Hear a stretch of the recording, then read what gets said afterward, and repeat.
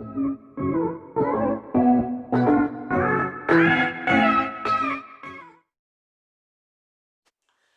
दोस्तों, एक बार फिर से आपका स्वागत है मेरे चैनल पे। आज के लेक्चर में अपन पढ़ने जा रहे हैं झींगा संवर्धन यानी प्रॉन कल्चर। अगर प्रोन की बात करें तो प्रोन एक आर्थ्रोपोड है। इसे अपन झींगा मछली के नाम से जानते हैं। वैसे ये मछली नहीं होती है, ये क्या है, एक प्रकार का आर्थ्रोपोड है, क्रस्टेशियन है। आर्थ्रोपोडा के वर्ग क्रस्टेशिया का प्राणी है। अगर हम बात करें झींगा संवर्धन की, तो झींगा का जो काम होगा वो मुख्यतः जो मनुष्य होता है इसे भोजन के रूप में काम में लेता है और ये क्या होता है, प्रोटीन का बहुत अच्छा सोर्स होता है। अब बात करते हैं सबसे पहले अपन इसके वर्गीकरण की यानी क्लासिफिकेशन की। तो क्लासिफिकेशन की बात करें तो जो प्रोन होगा, जैसे मैंने भी आपको बताया, तो इसका जो फाइलम होगा वो फाइलम होगा आर्थ्रोपोडा। प्रोन का जो फाइलम होगा वो फाइलम होगा आर्थ्रोपोडा। आर्थ्रोपोडा फाइलम क्यों होता है? इसके अंदर जैसे आपको मैं पहले भी 2-3 बार बता चुका हूँ, आर्थ्रोपोडा फाइलम का जो मुख्य लक्षण होता है, इसके शरीर के ऊपर क्या होता है, काइटिन का कवच पाया जाता है। इसके अलावा यहाँ पर इसमें क्या होता है, संधित उपांग उपस्थित होते हैं। इसके अलावा इसके अपन वर्ग की बात करें, इसकी क्लास की बात करें, तो इसकी जो क्लास होगी वो होगी क्रस्टेशिया। इसकी जो वर्ग होगा, क्लास होगी, वो क्या होगी, क्रस्टेशिया होगी। क्रस्टेशिया क्यों होती है इसकी क्लास? इसके अंदर एक तो सबसे पहले हम बात करते हैं उत्सर्जन के लिए क्या होंगी, इसके अंदर ग्रीन ग्लैंड्स पाई जाएंगी। इसके अलावा इसके अंदर वन पेयर ऑफ क्या मिलेंगे, एंटेना मिलेंगे। इसके अलावा और क्या होता है क्रस्टेशिया के अंदर, जो मतलब वन पेयर क्या मिलेगा, कंपाउंड आई मिलेगी। ठीक है, एक जोड़ी क्या मिलेंगे, यहाँ पर संयुक्त नेत्र भी क्या होंगे, उपस्थित होंगे। अब बात करते हैं इसके गण यानी ऑर्डर की। इसका जो ऑर्डर होगा वो होगा डेकापोडा। इसका जो ऑर्डर होगा वो होगा डेकापोडा।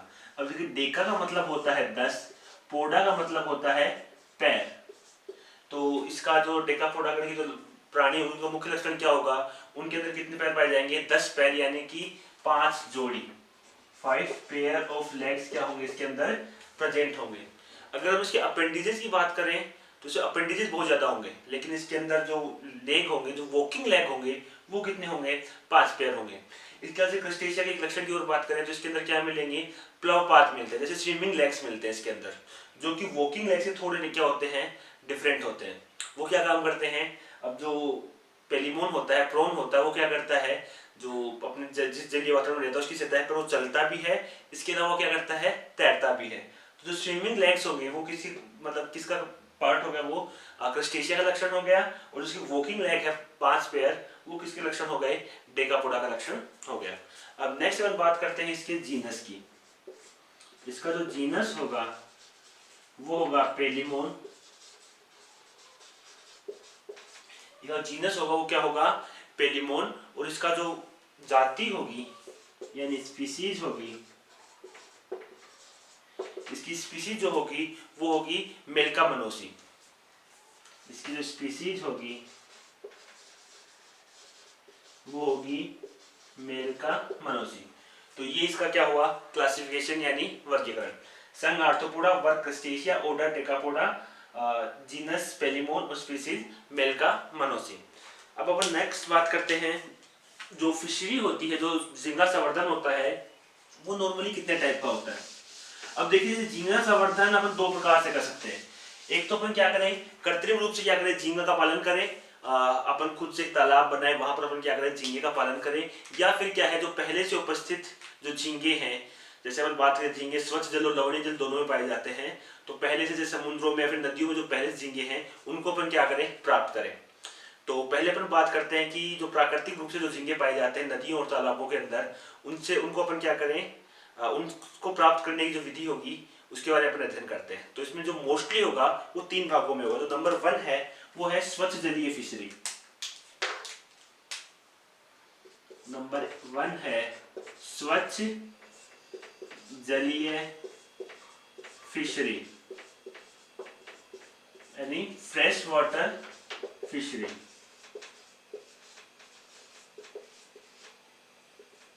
फ्रेश वाटर फिशरी, स्वच्छ जलीय फिशरी की अगर बात करें, अगर अपन क्या करेंगे इस विधि में, जो नदियों और तालाबों के अंदर जो पहले से उपस्थित झींगे हैं वहां पर क्या जाएगा, उनको जाल डालकर क्या होगा, उनको पकड़ा जाएगा और उन्हें क्या किया जाएगा, प्राप्त किया जाएगा।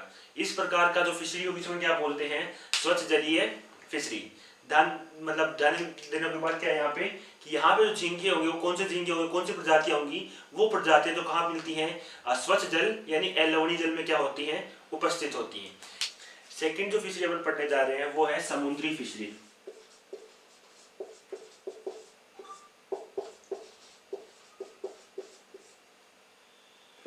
समुद्री फिशरी या फिर मैराइन वाटर फिशरी। देखिए इस प्रकार की फिशरी में क्या होगा, जो झींगे होंगे जो तुलनात्मक रूप से उथले और जो गर्म समुद्री जल होगा वहां पर क्या होते हैं, बहुत ज्यादा अधिकता से पाए जाते हैं।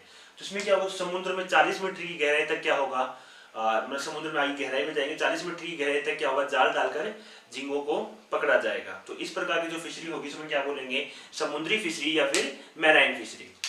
नेक्स्ट अपन बात करते हैं थर्ड पॉइंट में, वो होगा लवणीय जल फिशरी। लवणीय जल फिशरी या फिर अपन बोलते हैं सैलाइन वाटर फिशरी।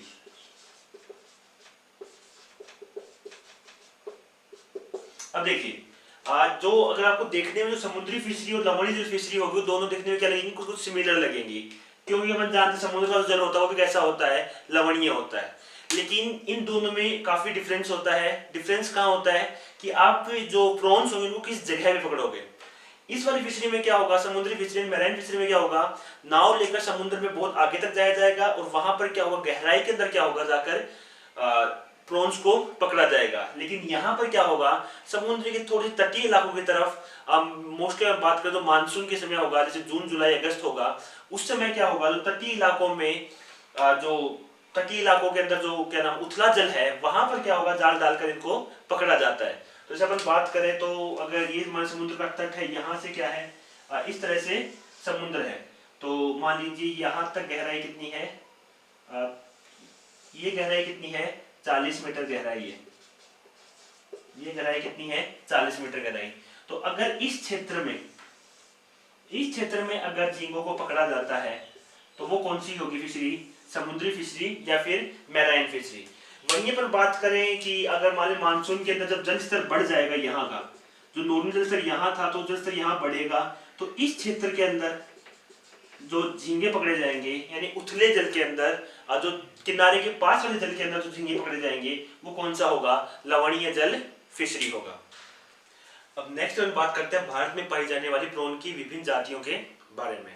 तो मोस्टली देखिए यहाँ पे मैंने 5 जातियों के नाम लिखे हैं, पेनियस इंडिकस, पेनियस मोनोडोन, मेटापेनियस एफिनिस, पेलिमोन स्टाइलेफेरा और मैक्रोब्रेकियम कार्सिनल।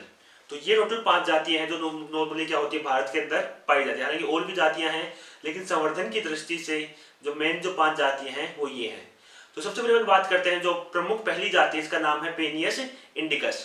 तो पेनियस इंडिकस का जो सामान्य नाम होगा वो होता है श्वेत प्रॉन। तो पेनियस इंडिकस को अपन क्या कहते हैं, श्वेत प्रॉन के नाम से भी जानते हैं। इसका जो सामान्य आकार होगा वो लगभग 20 सेंटीमीटर तक होता है। तो मतलब ये कितनी बड़ी हो जाती हैं, 20 सेंटीमीटर तक बड़ी हो सकती हैं।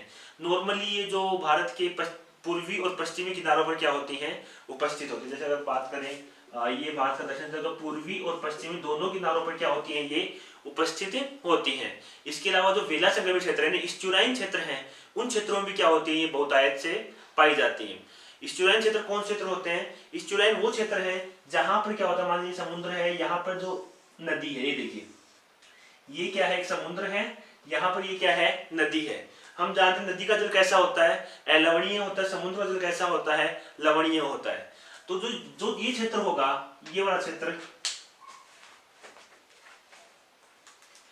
ये वाला क्षेत्र जहां पर क्या है, लवणीय और अलवणीय जल आपस में मिल रहे हैं, वहां की जो लवणता होगी वो क्या होगी, यहां से ज्यादा होगी, यहाँ की लवणता क्या होगी, यहां से ज्यादा होगी और यहाँ से कम होगी। ऐसे क्षेत्र को हम क्या बोलेंगे, वेला संगमी क्षेत्र या फिर इस्चुराइन क्षेत्र। तो ऐसे क्षेत्र में भी क्या होते हैं, ये श्वेत प्रॉन यानी पेनियस इंडिकस क्या होता है, पाया जाता है। सेकंड में बात करें जो प्रजाति है वो है पेनियस मोनोडोन। तो इस पेनियस मोनोडोन का जो सामान्य नाम है वो है टाइगर प्रॉन। पेनियस मोनोडोन का जो सामान्य नाम है वो है टाइगर प्रॉन। इसका आकार इसके अपेक्षा बड़ा होता है, जो बढ़कर कितना हो सकता है, लगभग 30 सेंटीमीटर तक क्या हो सकता है, इसका आकार हो सकता है। तो ये जो होगी अपेक्षाकृत क्या होगी, बड़ी प्रजाति होगी। थर्ड अपन बात करें मेटापेनियस एफिनस की, मेटापेनियस एफिनिस की, तो ये जो प्रजाति होगी मुख्यतः कहाँ पाई जाती है, बंगाल के अंदर पाई जाती है। और नॉर्मली कहाँ होती है, धान की खेतों में भी क्या होती है, उपस्थित होती है। तो जो पेलिमोन होते हैं वो क्या होता है, धान की खेतों में भी पाए जाते हैं, क्योंकि अपन जान रहे धान की खेतों में हर सब वक्त क्या होता है, पानी भरा हुआ रहता है। तो कई बार किसान क्या करते हैं, कुछ आय का अतिरिक्त जरिए के लिए क्या करते हैं, उस पानी के अंदर क्या करते हैं, प्रोन का भी पालन या प्रोन का संवर्धन करवाते हैं, जिससे क्या हो सकती है, कुछ मात्रा में अतिरिक्त आय हो जाए।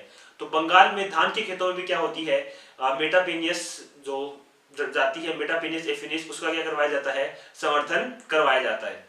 नेक्स्ट में बात करते हैं पेलिमोन स्टाइलिफेरा की। तो पेलिमोन स्टाइलिफेरा है जो ये क्या होती है, भारत के जो पश्चिमी किनारे है वहां पर पाई जाती है। उसका जो सामान्य आकार होगा वो लगभग होता है 11 सेंटीमीटर तक। मतलब ये इन दोनों तीनों जातियों से क्या होती है, अपेक्षाकृत रूप से क्या होती है, छोटी होती है। नेक्स्ट जो फिफ्थ जाति है वो है मैक्रोब्रैकियम कार्सेनल। ये जो जाति होती है ये क्या है, पूर्ण रूप से स्वच्छ जलीय जाति है। मतलब ये नदियों तालाबों, स्वच्छ जलीय नदियों तालाबों झीलों में क्या होती है, पाई जाती है। लेकिन ये प्रजनन के लिए क्या होगी, खारे पानी में जाएगी। तो मोस्टली कहाँ मिलेगी, नदियों में मिलेगी, जहां से क्या कर सके वो अपनी दूरी तय करके कहां पर जा सके, समुद्र में जा सके और वहां पर क्या कर सके, प्रजनन कर सके।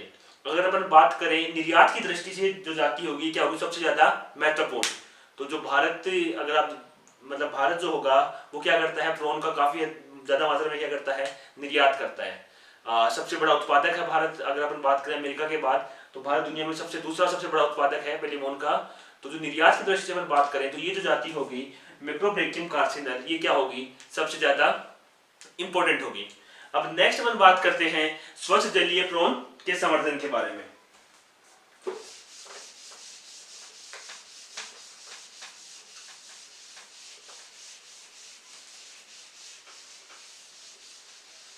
अपन बात करते हैं स्वच्छ जल में प्रोन का संवर्धन कैसे करवाया जाएगा। तो देखिए इस संवर्धन में क्या होगा, स्टेप बाय स्टेप देखते हैं। तो सबसे पहले क्या होगा, नंबर 1 स्टेप में क्या होगा, यहाँ पर हम क्या करेंगे कि जो किसी स्वच्छ जलीय स्रोत के अंदर जाएंगे और वहां से क्या करेंगे, एक जाल डालकर एक नर और मादा प्रोन को क्या होगा, पकड़ा जाएगा वहां पर। मतलब वहां पर जाल डालेंगे जहां पर अपने वचन से क्या होंगे, स्वच्छ जलीय प्रोन मिल जाएंगे, जहां पर अपन क्या करेंगे, नर व मादा को पकड़ लाएंगे वहां से। उसके बाद क्या होगा, जो प्रोन होंगे उन्हें क्या होगा, नदी और तालाब से पकड़े गए जो झींगे हैं, जो प्रोन है, उन्हें क्या किया जाएगा, कृत्रिम वायु से प्रवाहित जो टैंक होंगे उनके अंदर क्या होगा, उनको रखा जाएगा। तो देखिए पहली स्टेप में क्या हुआ, अपन ने यहाँ पर पहली स्टेप में क्या किया, नदियों और तालाबों से क्या किया, मेल और फीमेल प्रोन को पकड़ा। पहली स्टेप में क्या किया, नदियों तालाबों से मेल और फीमेल प्रोन को पकड़ा। उसके बाद दूसरा काम क्या होगा, दूसरे स्टेप में क्या होगा, कृत्रिम जो वायु होगी, कृत्रिम वायु से युक्त टैंक में क्या किया जाएगा, इनका स्थानांतरण।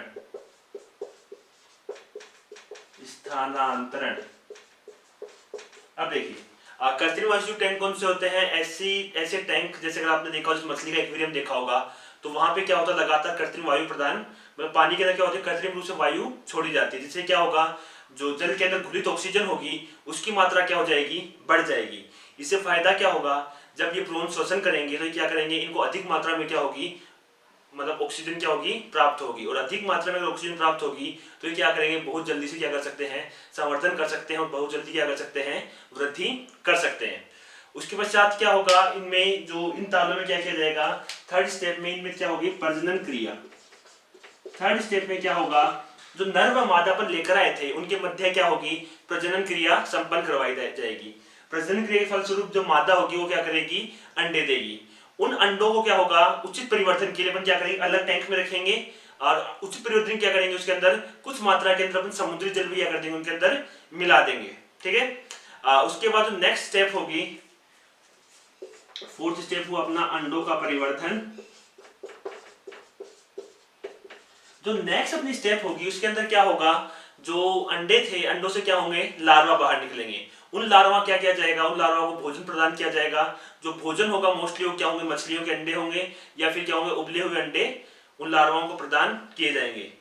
जब ये लार्वा परिवर्तन कर रहे होते हैं तो जो वातावरणीय परिस्थितियां हैं उनका भी क्या होता है, ध्यान रखना पड़ता है। अगर वहां पर अपन तापमान की बात करें तो जो तापमान होगा वो 24 से 30 डिग्री, 24 डिग्री सेल्सियस से 30 डिग्री सेल्सियस तक क्या होगा, उस तापमान को मेंटेन रखना होगा। तथा उस जल की जो पीएच होगी वो क्या हो सकती है, वो न्यूट्रल हो या तो उदासीन हो, या फिर क्या हो बहुत ज्यादा स्लाइटली, बिल्कुल स्लाइटली क्या हो एसिडिक, मतलब 6.4 से लेकर 7 तक की वहां क्या होनी चाहिए, उस जल की पीएच होनी चाहिए।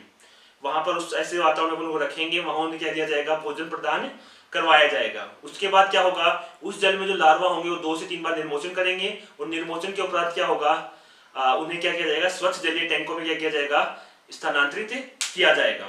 अब देखिए, अगर हमें उचित परिवर्तन करवाना है तो जिन अब दोबारा टैंकों में अपन ने उनको स्थानांतरित किया है, वहां पर क्या होगा, उस स्थान पर जो जल होगा उसमें गाय का गोबर और चूना भी क्या होगा, मिलाया जाएगा, जिससे क्या होगा, उनको न्यूट्रिएंट मिलेंगे और वो क्या कर सकते हैं, आसानी से वृद्धि कर सकते हैं। चूने में हम जानते हैं कैल्शियम कार्बोनेट होता है, जो उनके कवच के लिए क्या होता है, बहुत ज्यादा इंपॉर्टेंट होता है।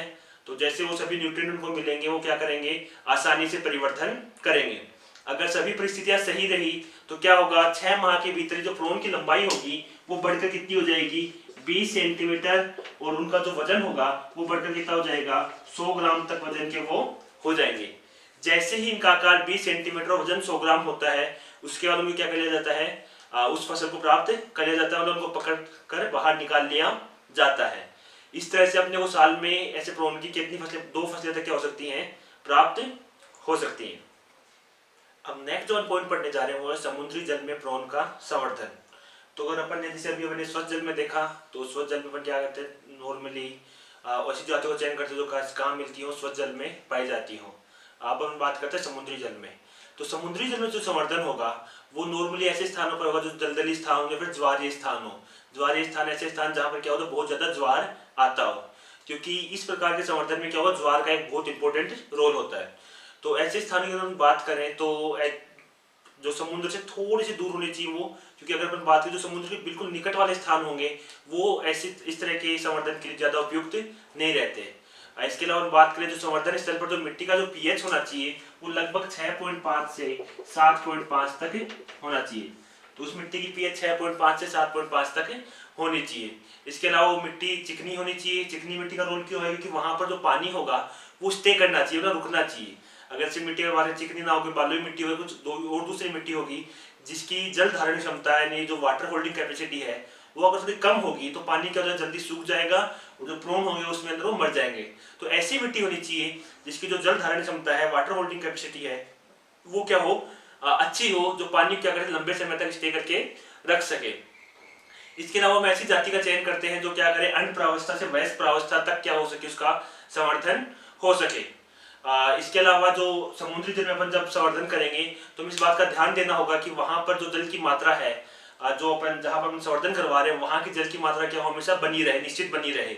अगर जल की मात्रा किसी कारणवश कम होती है तो वापिस से क्या हो, उतना जल यहाँ पर वापिस उपलब्ध करवाया जाना चाहिए। अगर जल की मात्रा कम हो जाएगी वहां पर तो जो संवर्धन होगा, संवर्धन पर क्या पड़ेगा, विपरीत प्रभाव पड़ेगा। अगर हम भारतीय परिप्रेक्ष्य से बात करें तो जो ICMR है, Indian council of medical research, उसने क्या किया है, प्रोन के लिए एक अलग से प्रयोगशाला प्रोग्राम प्रारंभ किया है, जिसमें वो क्या करते हैं, वो किसानों को प्रोन के जो अंडे उपलब्ध करवाते हैं और जिससे वो क्या कर सके, वो धान के खेतों में इस प्रकार से क्या कर सके, संवर्धन करवा सके। इस विधि से क्या होता है, उन्हें प्रति एकड़ लगभग 200 से 300 किलो तक क्या होते हैं, प्रोन की फसल क्या होती है, उन्हें प्राप्त होती है। अब बात करते हैं इस फसल में होता क्या है। इस फसल में क्या होगा, जो खेत होंगे या फिर जो स्थान होगा उसमें इस प्रकार से चारों ओर ऐसे मेड़ बनाई जाएगी, मतलब बाड़ बनाई जाएगी ऊंची मिट्टी की, जिसके अंदर क्या होंगे, एक द्वार छोड़ा जाएगा जिसे अपन क्या बोलते हैं, जल द्वार बोलेंगे। तो जैसे ही क्या होगा, समुद्र के अंदर ज्वार आएगा, मान लीजिए समुद्र था, समुद्र जैसे ज्वार आएगा तो ज्वार क्या करेगा, इसे पानी से भर देगा। तो जैसे पानी से भरेगा तो यहाँ पर इसे क्या किया जाएगा, बांस की चटाइयां लगाकर इसे क्या कर दिया जाएगा, इस जल द्वार को बंद कर दिया जाएगा। जिस कारण क्या होगा, इस जल के साथ जो प्रोन के अंडे और प्रोन होंगे वो कहाँ जाएंगे, यहाँ पर आ जाएंगे। जो अतिरिक्त पानी होगा वो यहाँ पर निकल जाएगा, बाकी पानी क्या होगा, यहाँ पर रुक जाएगा। तो उसके बाद क्या होगा, इस पानी के अंदर क्या किया जाएगा, उन प्रोन्स का परिवर्तन करवाया जाएगा, जहां पर अंडों से क्या होंगे, जो वयस्क आए थे उनका परिवर्तन होगा, जो अंडों में जो अंडे आए थे उन अंडों से क्या होंगे, लार्वा निकलेंगे जिनका निर्मोचन होगा और वो क्या होंगे, वयस्क में रूपांतरित होंगे। जैसे ये प्रोन जो होंगे वो बेचने लायक हो जाएंगे, इन्हें क्या कर लिया जाएगा, पकड़कर बेच दिया जाता है। अब हम बात करते हैं जो मुख्य संवर्धन करने की जो 2-3 मुख्य विधियां हैं उनकी, किस किस प्रकार से क्या होता है इनका संवर्धन करवाया जाता है। तो जो नॉर्मली मुख्य जो 3 विधियां हैं जिनके द्वारा क्या होता है इनका संवर्धन करवाया जाता है। तो जो नंबर 1 विधि है वो विस्तृत संवर्धन। नंबर 1 जो विधि है इसकी वो है विस्तृत संवर्धन। विस्तृत संवर्धन।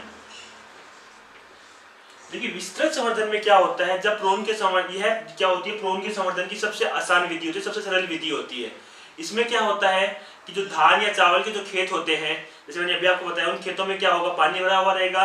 वहां पर क्या होता है, उनको किसानों को जो अंडे होंगे, प्रोन के अंडे उपलब्ध करवाए जाते हैं, वो क्या करते हैं, उन पानी मंडों को डाल देते हैं, जहां से क्या होता है उनका परिवर्तन होता है, और जैसे वो बेचने लायक होते हैं उनको पकड़कर बेच दिया जाता है। तो जो धान और चावल के खेतों में जो संवर्धन करवाया जाता है उसे अपन क्या बोलते हैं, विस्तृत संवर्धन। सेकंड जो संवर्धन है उसे अपन बोलते हैं सघन संवर्धन। नंबर 2 जो संवर्धन है उसे अपन बोलते हैं सघन संवर्धन। तो देखिए सघन संवर्धन में क्या होता है, इस जो विधि होगी संवर्धन की, इसमें क्या होगा, ये सबसे विकसित प्रकार की विधि होगी। यहाँ पर क्या होगा, जो प्रोन का जो संवर्धन करवाया जाएगा वो निश्चित वातावरणीय परिस्थितियों के अंदर क्या होगा, करवाया जाएगा, जिससे क्या हो, हमें अधिक से अधिक मात्रा में पैदावार प्राप्त हो, और वो क्या करें, ज्यादा से ज्यादा वृद्धि करके ज्यादा से ज्यादा क्या हो, हमें आर्थिक लाभ क्या हो, प्राप्त हो। थर्ड जो विधि है वो है अर्ध विस्तृत संवर्धन।